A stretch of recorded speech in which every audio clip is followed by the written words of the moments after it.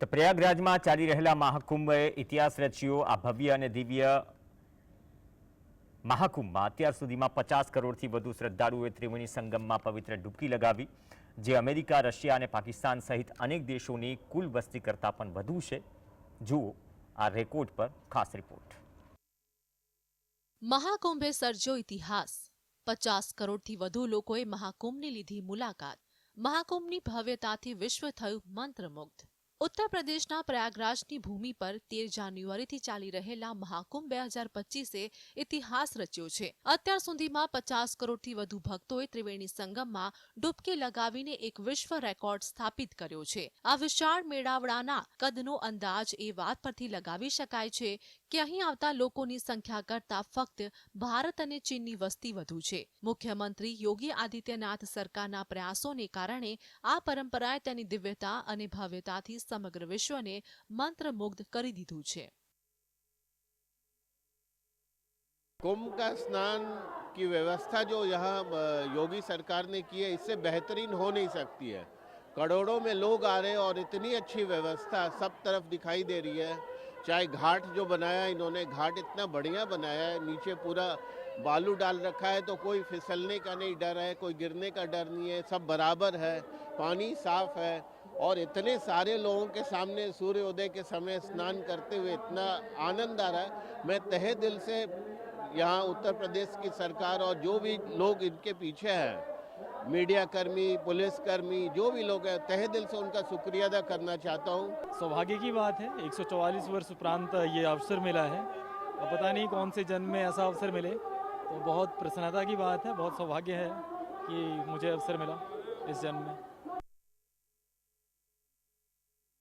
પ્રયાગરાજમાં આયોજિત મહાકુંભ એક ધાર્મિક મેળો નથી, પણ વિશ્વની સૌથી મોટી ધાર્મિક અને સાંસ્કૃતિક પરંપરા છે।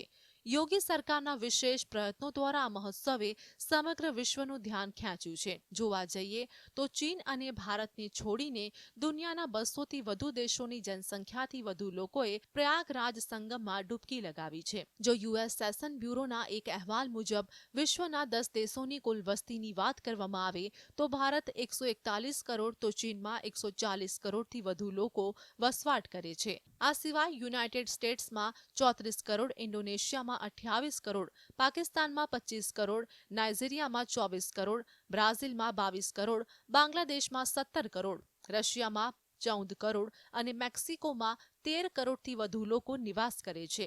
તે જ સમયે મહાકુંભમાં આવતા ભક્તોની સંખ્યા અત્યાર સુધીમાં 50 કરોડથી પાર પહોંચી જતા આ દેશોને પણ પાછળ છોડ્યા છે।